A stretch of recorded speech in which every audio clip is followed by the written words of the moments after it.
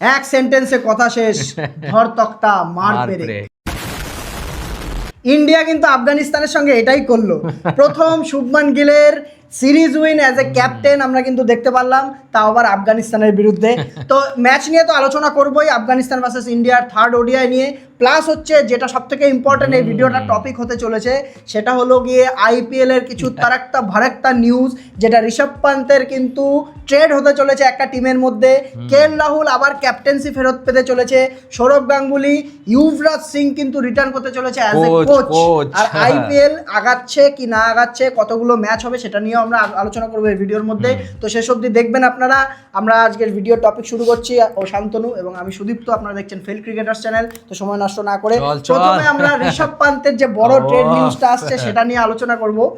সবার প্রথমে তো বলে দিই নিউজটা কি আছে। সেটা হচ্ছে ঋষভ পান্ত যে 27 কোটি টাকায় লখনৌ সুপার জায়ান্টসের ক্যাপ্টেন ছিল এই বছর, ক্যাপ্টেন্সি ছেড়ে দিয়েছে আমরা সবাই জানি অলরেডি। কাকুর টিমে সঞ্জীব গোয়েঙ্কা, আমাদের কলকাতার সঞ্জীব গোয়েঙ্কা টিমের ক্যাপ্টেন ছিল, সে কিন্তু ছেড়ে দিয়েছে।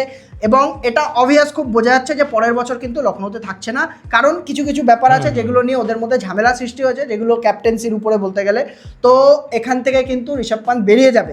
তো নিউজটা এটাই যে ঋষভ পান্তের সঙ্গে কিন্তু দিল্লির কথা চলছে, যেটা দিল্লির হয়ে কিন্তু আগামী বছর ঋষভ পান্ত রিটার্ন করতে পারে, ট্রেড হতে পারে। তাহলে তার বদলে কে আসছে, সেটা কিন্তু কুলদীপ যাদব। কিন্তু মনে এটা প্রশ্ন আসতেই পারে যে 27 কোটির বদলে কুলদীপ যাদব শুধু ইয়েতে আসবে, 27 কোটি কি দাম আদেও, ওয়ার্থ ইট কি কুলদীপ যাদব? কিন্তু যা শোনা যাচ্ছে এখন, ঋষভ পান্তের বদলে 15 কোটি টাকার ডিল হতে চলেছে, আর বাদ বাকি কিন্তু 12 কোটি টাকার আরও কিছু প্লেয়ার আসতে পারে, অথবা হচ্ছে মাইনাস করে ওখান থেকে বলা যেতে পারে না। ওদের বলে কি হবে, আইপিএল এর নতুন নতুন বছরে নতুন নতুন নিয়ম আসতেই থাকে, ঠিক আছে? যেহেতু ঋষভ পান্ত থাকবে না, যে মানে সেই সূত্রে তো দিল্লি আরো দুই একটা হয়তো প্লেয়ারকে নিয়ে, কিন্তু দিল্লি কিন্তু ক্যাপ্টেন্সি করবে না ঋষভ পান্ত, সেটা নিয়ে বলছি কেন করবে না। তো দিল্লিতে যদি ঋষভ পান্ত যায়, দেখ দিল্লির এখন টিমটা যা আছে পারফেক্ট, মোর দ্যান এনাফ। পেপারে যদি ধরিস তুই সেকেন্ড বা ফার্স্ট হচ্ছে তোর একদম রয়েছে, যদি পেপারে মানে এই বছর খেলতে পারলো না, ওটা ব্যাড লাক। ক্যাপ্টেন্সি আছে তোর অক্ষর প্যাটেলের ক্যাপ্টেন্সি আছে, কিছু কিছু ভুল রয়েছে। কিন্তু শ্রেয়াস যদি যায়, তোর ঋষভ পান্ত যদি দিল্লিতে যায়, তাহলে কিন্তু খুব একটা যে দরকার সেটা না। কে কে আছে, ডেভিড মিলার আছে, ট্রিস্টান স্টাবস আছে, তারপরে আশুতোষ শর্মা আছে। এটা কিন্তু একটা অপশন আছে যেটা কিন্তু লখনৌ যেতে পারে, যে লখনৌর কাছে প্লেয়ার নেই সেরকম। আশুতোষ শর্মা যেতে পারে, একটা চান্স আছে যে আশুতোষ শর্মা আমার মনে বিদেশে ছাড়বে না। তারপরে আবার ব্যাপার আছে যে যদি দিল্লি এখানে যদি ভেবে থাকে এটা, যে আমি নটরাজন টাইপের বোলাররা যারা আছে 3-4 জন, ওদেরকে যদি আমি ছেড়ে দিই এখান থেকে, তাহলে কিন্তু অনেকগুলো টাকাও ফেরত হয়ে যাবে, ফ্রি হয়ে যাবে। মুকেশ কুমার 10 কোটি টাকা, 10 কোটি, তাহলে এই একটা ব্যাপার। নটরাজন 10 কোটি টাকা বাইব্যাক করলে অনেক নিশ্চয় কম দামে পাবে আরো।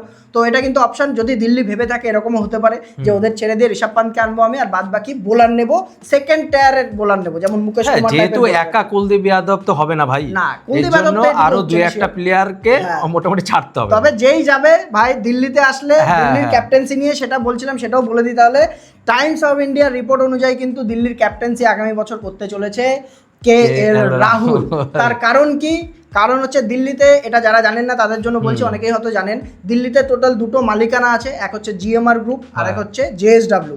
তো ওরা 2 বছর করে প্রত্যেকবার টার্ন করে, 2 বছর এরা দায়িত্বে থাকবে আর ওরা হচ্ছে 2 বছর দায়িত্বে থাকবে। তো জিএমআর এর কাছে ছিল একদিন, এবার কিন্তু টাকলু আঙ্কেল সেই এর কাছে যাবে, জেএসডব্লিউর কাছে যাবে। তাহলে জেএসডব্লিউর কাছে আসলে ওদের যেমন এইটা নিয়ে বেশিরভাগ নিউজটা রয়েছে আর কি, তো ওদের কাছে আসলে কোচ চেঞ্জ হয়ে যাবে। যেমন সৌরভ গাঙ্গুলি কিন্তু আবার কোচ হিসেবে রিটার্ন করতে চলেছে দিল্লির মধ্যে। আর আরেকটা যেটা রয়েছে মেন্টর বা ব্যাটিং কোচ, যে কোনো একটা হতে পারে, কোচ হিসেবে যাই হোক, মেন্টর হোক যাই হোক। আর আরেকজন যে আসতে চলেছে, যেটা সারপ্রাইজিং এখন অব্দি আইপিএল এ দেখা যায়নি, সেটা কিন্তু ইউভরাজ সিং কিন্তু দিল্লিতে জয়েন করতে পারে, এটাও কিন্তু নিউজ হচ্ছে। তাহলে কিন্তু দিল্লির বেড়া পার হতে পারে এখান থেকে। তো জেএসডব্লিউর ফেভারিট সৌরভ গাঙ্গুলি জানা কথা, ওখান থেকে সৌরভ গাঙ্গুলি চলে আসবে। আর যদি টিম বানাতে চায় সেরকম অকশন টেবিল, ভাই অকশন টেবিল খুব ইম্পর্টেন্ট, যদিও দিল্লির জন্য আরে অ্যাকচুয়ালি আসে না, যদিও আরে অ্যাকচুয়ালি দিল্লির কাছে কোথায় কোচ ছিল, এক হেমাং বাদানি ছিল, হেমাং বাদানি ঠিক আছে চলে না, এটা পরিষ্কার। আমরা এর আগে আলোচনা করেছি কিনা যে হেমাং বাদানি কিন্তু এখানে কোচ, আর হচ্ছে অক্ষর প্যাটেলের ক্যাপ্টেন্সি, এই দুটো খুব পুয়ার ছিল এই বছরে, একদম বাজে ছিল। তার জন্য কিন্তু পরের বছর চেঞ্জ হতে চলেছে, এর জন্য তো বলছি তো এখানে অ্যাজ এ প্লেয়ারও চেঞ্জ হবে, কোচিং স্টাফও চেঞ্জ হতে চলেছে। তো এখানে দেখা গেল যে ডেভিড মিলার বা ট্রিস্টান স্টাবসেরও কিন্তু 10 কোটি রয়েছে দাম। তাহলে এখানে একজনকে যদি ছেড়ে দেয়, ঋষভ পান্তকে যদি 4 নম্বরে খেলায় ট্রিস্টান স্টাবসের, আমার মনে হয় না দিল্লি ট্রিস্টান স্টাবসকে ছাড়বে, মিলারকে ছাড়তে পারে, ঠিক আছে? যদি কিন্তু কজন খেলাবে, কিন্তু মিলারের অর্ডারে কজন ব্যাটসম্যান, অ্যাকচুয়ালি মিলারকে ছেড়ে লাভ নেই তো, মিলারকে কত 2 কোটি নাই কত কোটি টাকা দিয়ে কিনে, ওটাই তো বলছি। তারপরে আবার মিডল অর্ডারে কজন ব্যাটসম্যান ব্যাটসম্যান খেলবে, মিলার থাকলে মিলার খেলবেই, কজন finisher, স্টাবস থাকলে স্টাবস খেলবেই, তাহলে মিডল অর্ডারে কটা ব্যাটসম্যান রাখবি তুই? সেটাই। এমনি তো ওদের ওপেনারের সমস্যা ছিল, কে এল রাহুলের সাথে সাথে তোর প্রথম নিশাঙ্কা, বেন ডাকেট, পৃথ্বী শ, অভিষেক পোরেল সব ভরে রেখেছে। তারপরে মিডল অর্ডারের জন্য আবার নীতিশ রানা রয়েছে, তারপরে করুণ নায়ার রয়েছে, করুণ নায়ার ওদেরকে ছেড়ে দেবেই, ঠিক আছে। তো মিডল অর্ডারে আমি মনে করি না এখান থেকে হয়তো প্লেয়ার ছাড়তে পারে যদি ঋষভ পান্ত আসে তো। আর এছাড়াও কিন্তু লখনৌর মতন হবে না ভাই, যে ঋষভ পান্ত আমি ওপেন করলাম বা 3 নাম্বার চালাম, কিন্তু দিল্লিতে আসলে একটা জায়গা ওকে পুরো দিয়ে দেওয়া হবে, ওকে দিয়ে দেওয়া হবে, তোমার এটা রোল, তুমি এই 4 নম্বরে নামবে বা যেহেতু ক্যাপ্টেন না ভাই, 3 নম্বরে নামবে, নেমে ওদের 3 নম্বরের সমস্যা করুণ নায়ারকে খেলিয়েছে, 3 নাম্বার হলে আমার বেস্ট হয় আমার মনে হচ্ছে, কারণ সমীর রিজভিকে খেলিয়েছে, সব মিডল অর্ডারের এবার, ঠিক আছে। আর কিপারও করতে পারবে, কিপারও হয়ে গেল এখান দিয়ে। তো এখানে আর যদি লখনৌর কথা ধরি, সেখানে লখনৌর কিন্তু একটা স্পিনারের ভাই একমাত্র দিগ্বেশ রাঠি, আর কিন্তু কেউ নেই। আর দিগ্বেশ এবার কুলদীপ যাদব নামই ছিল আরো না। বেশি, এটা এর জন্য সত্যি মনে হচ্ছে যে লখনৌতে কুলদীপ যাদবের যাওয়ার চান্স আছে, কারণ হচ্ছে একটা স্পিনার, ওয়ার্ল্ড ক্লাস স্পিনার, ঠিক আছে। একটা স্পিনার পেয়ে গেল, ওদের কি দরকার? ফিনিশার। আব্দুল সামাদ রয়েছে শুধু ওদের, ঠিক আছে। একটা যদি আশুতোষ রানা বেরিয়ে পারবে আর আশুতোষ মতো যদি একটা প্লেয়ার পায়, আশুতোষ শর্মার মতো, তাহলে কিন্তু 5 নম্বরে খেলাতে পারবে লখনৌ, যেটা সবথেকে বড় সমস্যা। কারণ আর মিচেল মার্শের কিন্তু এই বছর গ্যারান্টি নেই না, সামনে ওয়ার্ল্ড কাপ আসছে, ঠিক আছে। অস্ট্রেলিয়ানদের আমি কোনো গ্যারান্টি, ইংল্যান্ড তো পুরো গায়া গুজরা, যেরকম প্যাট কামিন্স তো বলে দিয়েছে আমি এই পরের বছর আইপিএল থাকবে না। তো মিচেল মার্শও এরকম হতেই পারে, না হওয়ার কিছু নেই। তো মিচেল মার্শ যদি না থাকে, সেখানে প্রবলেম সৃষ্টি হতে পারে লখনৌর। তাহলে এখানে নিকোলাস পুরান থাকবে মিডল অর্ডারে, তারপরে হচ্ছে তোর রয়েছে, আর কে বিদেশি রয়েছে, এডেন মার্করাম রয়েছে। এডেন মার্করাম সোজা ওপেনিং এ চলে যাবে মিচেল মার্শ না থাকলে, থাকবে না বলছি না, নাও থাকতে পারে, এটা পসিবিলিটির কথা। আর আমার মনে হচ্ছে এবার খুব দোরগোড়া এডেন মার্করাম আছে, যে ক্যাপ্টেন হওয়ার দোরগোড়া আছে। লখনৌর ফাস্ট বোলার আশা করি দরকার নেই, কারণ হচ্ছে ওদের কাছে মৌসিম খান, মোহাম্মদ শামি, এদের প্রিন্স যাদব, এরকম টাইপের বোলার আছে। তবে একটা জিনিস আমার ভয় লাগে ভাই, লখনৌ যবে থেকে টিম আর কি আইপিএল দেওয়া শুরু করেছে, মানে দেওয়া শুরু করেছে, তবে থেকে যাদেরকে টেট করেছে ভাই 2 বছরের বেশি থাকছে না ভাই।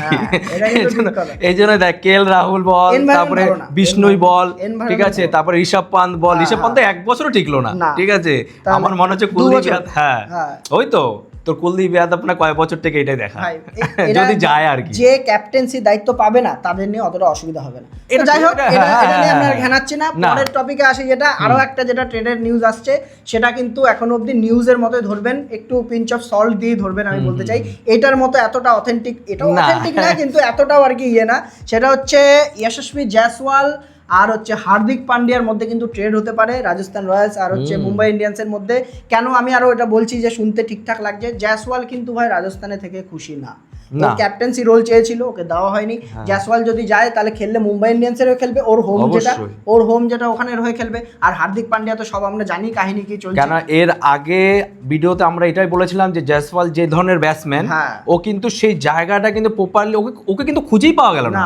2026-এ কোনো খুঁজেই পাওয়া গেল না। এছাড়া ব্যাটিং নিয়েও কিন্তু ওর ভাই একটুখানি আমার ডাউট লাগছে। জয়সওয়াল আসলে আর একটা মুম্বাই কি দেখবে বলতো, রোহিত শর্মার পরে এটা ঠিক, এটা কিন্তু একটা ব্যাপার রয়েছে, ঠিক আছে। কারণ ওপেনার কিন্তু সেরকম কোনো টিম ছাড়ে না, কিন্তু যেহেতু ওডিআই তে ও রোহিত শর্মার সাথে খেলে একটা এক্সপেরিয়েন্স তৈরি করে ফেলছে। ডিকক তো আর চলবে না, ঠিক আছে, ডিকক চলবে না, বাদ দে। রায়ান রিকেলটন ভালো প্লেয়ার আছে, ওর সঙ্গে কে নামে রাখবে, তো জয়সওয়ালকে রাখবে, ঠিক আছে। আর রোহিত শর্মা আর জয়সওয়াল দুজনে ওপেনিং করবে, রায়ান রিকেলটন 3 নম্বরে খেলবে, বা ছেড়ে দিল, রিলিজ করে দিল। জয়সওয়ালের মতো প্লেয়ার পেলে অসুবিধা হবে অবশ্যই। তো এটা আপনারা জানেন যে কারা কারা চান এরকম জয়সওয়াল মুম্বাইতে থাকুক নিজের হোম গ্রাউন্ডে, আর হার্দিক পান্ডিয়া যাক রাজস্থানে। হার্দিক পান্ডিয়া আর হার্দিক পান্ডিয়া মনে হয় যাচ্ছে দুজনের মধ্যে, রুমাস ভাই ঘুরছে ভাই, সূর্যকুমারের কেকেআরে যাওয়ার কিন্তু রুমার্স রয়েছে, এটা অতটা না জন্য আমরা বললাম না এটার মধ্যে। আর আরেকটা যেটা নিউজ আছে সেটা হচ্ছে আইপিএল কিন্তু এগিয়ে আসতে পারে, যেটা শোনা যাচ্ছিল 94টা ম্যাচ হবে, সেটা কিন্তু হচ্ছে না বর্তমানে। এমনি আইপিএল এর ভাই এত কমে গেছে, ভিউয়ারশিপ কমে গেছে। এবার কিন্তু গত 24 সালের পর থেকে কিন্তু লসে চলছে আইপিএল, ঠিক আছে। যেই হাইটা দেখেছিল সেই তুলনায় আর কি, লসে না, যেই হাইটা দেখেছিল অতটা প্রফিট করতে পারেনি। তো এখানে মনে হয় না 74 ম্যাচের বেশি আর করাবে। আর হচ্ছে এগিয়ে গেছে কিছুদিন, মানে এগিয়ে এসছে 10ই মার্চ থেকে শুরু হবে, যেটা আগে 23-24 থেকে শুরু হতো, 10ই মার্চ থেকে কিন্তু 15 মে অবধি হবে ইন্টারন্যাশনাল শিডিউল। আর হচ্ছে ওয়েদার দেখে, এটা হতে চলেছে, ওইটাই মেইন পয়েন্ট হতে হবে যে ওয়েদার, বৃষ্টি তো অনেক ম্যাচ ভেস্তে যায়। হ্যাঁ, তো আইপিএল এর মোটামুটি এটা আপডেট ছিল। আইপিএলটাকে এবার ভুলে যান, আইপিএল 2027-এ দেখা যাবে, আস্তে আস্তে যত নিউজ আসবে আমরা আপডেট দিতে থাকবো। তো ইন্ডিয়ার উপরে আসি এবার। ইন্ডিয়া ভাই জিতে গেছে, এটা তো সবাই জানেন আপনারা যে কিভাবে ধুয়ে দিয়েছে, জিতেছে, ধুয়ে ঠিক আছে। দিয়েছে। রোহিত শর্মা সেই White ক্লাস wash। দেখতে পারলাম আমরা, জয়সওয়ালের সেই ক্লাস দেখতে পারলাম, যে হচ্ছে সেঞ্চুরি ছাড়া কথা বলে না, ঠিক আছে। অবশ্যই। একটা সেঞ্চুরি পরের আগের ম্যাচে খেলতে পারলো না, তারপরের ম্যাচে আবার হ্যাঁ, আমাদের একটা ভয় ছিল কি যদি জয়সওয়াল পরের ম্যাচে চান্স না পায়, হ্যাঁ। যে থ্যাঙ্ক গড জয়সওয়ালকে দেবে একটা ম্যাচের মধ্যে, আমি এটাও থ্যাঙ্ক গড যে বলেছিলাম কেএল রাহুলকে বসিয়ে ওখানে থ্যাঙ্ক গড না, আমার এটা নিয়ে বলার আছে, কেএল রাহুলের বসানো নিয়ে বলার আছে। ওটা আমাদের সবার প্রথমে টসেই আসি, তাহলে প্রথম থেকে শুরু করি। যেমন আফগানিস্তান ব্যাট নিয়েছে, মানে জানি না কেন আগের দিন ভুল করেছে বল দিয়ে, এইজন্য আজকে ব্যাট নেবো, ঠিক আছে। কিন্তু এই মাঠে যদি কন্ডিশন তুই দেখতি প্রথম থেকে, ইন্ডিয়ার ব্যাটিং বোলিং যারা দেখেছে, গুরনুর ব্রার আর প্রসিদ্ধ কৃষ্ণা দুজনে যা কাটিয়ে গেছে প্রথম স্পেলে এসে 10 ওভার, ওই আফগানিস্তান কিন্তু ওই এমনি ওদের কাছে বোলার নেই, ওই অ্যাডভান্টেজটা নিতে পারতো, যেটা নেয়নি আর কি। কি হলো বলতো, সিলেক্টরদের মুখ বন্ধ করে দিল আমার মনে হচ্ছে ভাই, গুরনুর আর হচ্ছে ভাই প্রসিদ্ধ কৃষ্ণা গুরনুর বলছে। তারপরে হচ্ছে টিমের মধ্যে চেঞ্জ হয়েছে কিছু, সেটা হচ্ছে এক তো কুলদীপ যাদবকে আবার বসানো হয়েছে, জানি না কেন বসানো হচ্ছে কুলদীপ যাদবকে ছাড়া। একটা কারণ কি হতে পারে, যেটা হচ্ছে এখন আফগানিস্তানের সঙ্গে খেলা, ইংল্যান্ড ট্যুরে যে সামনে 14 নভেম্বর থেকে শুরু হতে চলেছে, তখন বোঝা যাবে কুলদীপকে ওরা আগে রাখছে নাকি হর্ষ দুবে কে নতুন এনে তাকে খেলাচ্ছে, ঠিক আছে। এই একটা ব্যাপার, যে এই আগে আমরা বলেছিলাম যে ভাইটাল ইংল্যান্ড সিরিজ হতে চলেছে, কিন্তু আমি মনে করি না কুলদীপ যাদবকে বসানো, কোনো ওর বয়স আছে এখনো, ফর্মে রয়েছে, কি দরকার বসানো, ঠিক আছে। উইকেট পায়নি আগের দিন, সেরকম হয়ে থাকে প্রত্যেকটা বোলারের সাথে, এরকম হয়ে থাকে। কুলদীপ যাদবকে, কেএল রাহুলকে বসানো হয়েছে কেন, আমার প্রশ্ন হচ্ছে এইটা। কেএল রাহুল এই সিরিজের মধ্যে আসলো, এসে প্রথম ম্যাচে 19 বল খেলেছে, দ্বিতীয় ম্যাচে 1 বলে আউট হয়েছে। ওর কোন ওয়ার্কলোড ম্যানেজমেন্টে ও বলেছে আমাকে বসতে হবে না, ও বলবে একটা প্লেয়ারকে তুমি 5 নম্বরে খেলাচ্ছ, 6 নম্বরে, 7 নম্বরে খেলাচ্ছ, যখন খুশি যেভাবে খুশি পার করাচ্ছ, যা কিছু করাচ্ছ, এর সাথে তো অন্তত এই নাইনসাফি গুলো না করো। এটা সত্যি, রাহুল নামে কি নাইনসাফি, সেটা বুঝছি। নীতিশ কুমার রেড্ডি চোটে ছিল, দেখে বোঝাও যাচ্ছিল যে চোটে আছে, তা আজ না খেলুক, কি হয়েছে, আগের দিন 5টা বোলার নিয়ে কি হয়নি, তাহলে কি দরকার 6 নম্বর বোলারের। আমার এই ম্যাচে আর কি, যেখানে আমি সিরিজ অলরেডি জিতে বসে আছি, ম্যাচের কথা যদি বলি, প্রথমে এসে ভাই প্রসিদ্ধ কৃষ্ণা মানে চুমু স্পেল, পুরো সারপ্রাইজ করে দেয়, পিওর টেস্ট ক্রিকেট কিন্তু আমরা দেখতে পেয়েছি আজকে প্রথম 10 ওভার করে দেয় এরা। হরপ্রীত ব্রার, গুরনুর ব্রার আর হচ্ছে প্রসিদ্ধ কৃষ্ণা, গুরনুর ব্রার স্পিড দিয়ে, প্রায় একই স্পিড, দুজনে স্পিড দিয়ে ওখানে বল ডট খাওয়াচ্ছে, লেভেলের বল যাচ্ছে, কৃষ্ণা পরের ওভারে এসে উইকেট নিয়ে যাচ্ছে। কি বলতো এই লেভেলের বল, কি দেখছিলাম বলতো, 3 জনে খেলছিল, প্রসিদ্ধ কৃষ্ণা বল করছে, ব্যাটসম্যান নিক করছে বলে, আর রোহিত শর্মা ক্যাচ দিচ্ছে, পরপর সেম ক্যাচ, তিনটে পরপর রোহিত শর্মার ক্যাচ, মজা পাচ্ছিল রোহিত শর্মা, মানে পুরো টেস্ট ক্রিকেট একদম টেস্ট ক্রিকেটের মতো লাগছে পুরো। প্রথম 10 ওভার দেখে ভাই সেই পিচ পেয়েছে, এই পিচের মধ্যে ভাই রানের বন্যা বয়ে যায়, ঠিক আছে। চেন্নাইয়ের মাঠ, এটা কিন্তু নতুন পিচ, যেটা হচ্ছে আইপিএল এর জন্য তৈরি করা হয়েছে পিচটা, এটা কিন্তু পুরোপুরি নতুন পিচ। এই মাঠে এখন রানও হয়, প্লাস হচ্ছে তোর ঘাস থাকাতে কিন্তু কেমন সুইং হচ্ছিল আমরা দেখতেই পেরেছি। প্রসিদ্ধ কৃষ্ণা কিন্তু ওপেনিং স্পেল করে না কিন্তু, ঠিক আছে। 2023-এর পরে কিন্তু এই ম্যাচে এসে ওপেনিং স্পেল করেছে, নতুন বলে এসছে। প্রথম 5 ওভারের কত রান ছিল বলতে পারো, 5 ওভারে 4 উইকেট, 6 রান মাত্র, ঠিক আছে। 2খানা মেডেন, তার মধ্যে একটা মেডেন উইকেট ওভার। কি বল করেছে ভাই প্রসিদ্ধ কৃষ্ণা আজকে, ঠিক আছে। তো এইখান থেকে যদি বলা হয়, তারপরে আবার কি 5th উইকেটের যে করেছে 5 নাম্বার উইকেটটা, সেটার ক্যাচও প্রসিদ্ধ কৃষ্ণা নিয়েছে, আবার 5 তুলে গেছে এখান থেকে, এই প্রথম ওডিআইতে তো ওর 4টে করে উইকেট ছিল, তো এখানে 5টা উইকেট নিয়ে গেছে। মানে মর্নি মর্কেলের কিন্তু আমি এখানে কথা বলতে চাই, কারণ হচ্ছে দেখ ও যে বোলার, আর একটা জিনিস খেয়াল করলি, মর্নি মর্কেল যে কটা নতুন বোলার নিয়ে এসেছে সব 6 এর উপরে হাইট, প্রিন্স যাদব যদি, তবে প্লাস পয়েন্ট কিন্তু হাসিত রানা, তারপর হচ্ছে তোর গুরনুর ব্রার, প্রসিদ্ধ কৃষ্ণা সব 6 এর উপরে, ওর নিজেরও 6.5। এতে একটা প্লাস পয়েন্ট কি বলতো, যেহেতু ওয়ার্ল্ড কাপ সাউথ আফ্রিকায় খেলা, সাউথ আফ্রিকায় খেলা, কোচ মনি মর্কেল এখন থেকে যে রেডি করছে না টিমটা, সত্যি কথা, চোখ বন্ধ করে বিশ্বাস করে গৌতম, সত্যি কথা সিলেক্টরদের ঘাম ছুটবে ভাই, বিশেষ করে ফাস্ট বলার। তোর কি মনে হয় এখান থেকে 2027-এ ওয়ার্ল্ড কাপে কি কোনো বোলার যাচ্ছে বর্তমান স্কোয়াড থেকে? আছে এই স্কোয়াড, একটা আমি ধরে রাখলাম জাসপ্রীত বুমরা, আছে, আমি এই স্কোয়াড নিয়ে বলছি, আর্শদীপ সিং কনফার্ম ধরলাম, 2টো ফাস্ট বোলার, 4টে ফাস্ট বোলার তো খেলবেই। আর আমি এই স্কোয়াড নিয়ে বলছি, স্কোয়াডে কে ছিল প্রথমে, মোহাম্মদ সিরাজ, ও ঠিক আছে রুল আউট হয়ে গেছে, আর যেটা মানে 3 জন ছিল, গুরনুর ব্রার, আর হচ্ছে তোর প্রিন্স যাদব, আর হচ্ছে হার্ষিত রানা, আর হচ্ছে তোর প্রসিদ্ধ কৃষ্ণা। কিন্তু এই সিরিজের পর যেহেতু আর হয়তো খুব জোর হলে হয়তো সামনে ইংল্যান্ড সিরিজ 10-12টা কি 15টা হয়তো ওডিআই আছে, 15টার মতন ODI আছে, কিন্তু আমার মনে হয় প্রসিদ্ধ কৃষ্ণ এখানে অনেকটা এগিয়ে গেছে, অনেকটা এগিয়ে গেছে। প্রসিদ্ধ কৃষ্ণ তো এগিয়ে আছে ঠিক আছে, সিনিয়রিটির দিক থেকে, আমি বলবো অনেকটা এগিয়ে আছে, যেহেতু ওর একটা ধরন কি বলতো, ওর লেন্থটা না মানে সাউথ আফ্রিকার পিচে, সাউথ আফ্রিকার পিচে ব্যাপক কাজ করবে, বলের ল্যাটারাল মুভমেন্টও দেখা যায়। মেন ব্যাপার হচ্ছে আমরা বেশি টেকনিক্যালে যাব না, মোদ্দা কথা হচ্ছে বলে গতি প্লাস হচ্ছে সুইং, এটা দুটোই আছে, যেটা আমরা গুরনুর ব্রারের বলেও দেখতে পাই। একমাত্র প্রসিদ্ধ কৃষ্ণ এগিয়ে আছে, তার কারণ হচ্ছে ও সিনিয়র আর ম্যাচ এক্সপেরিয়েন্স বেশি, এটা ওয়ার্ল্ড কাপের দিক দিয়ে বলছি, মোদ্দা কথা।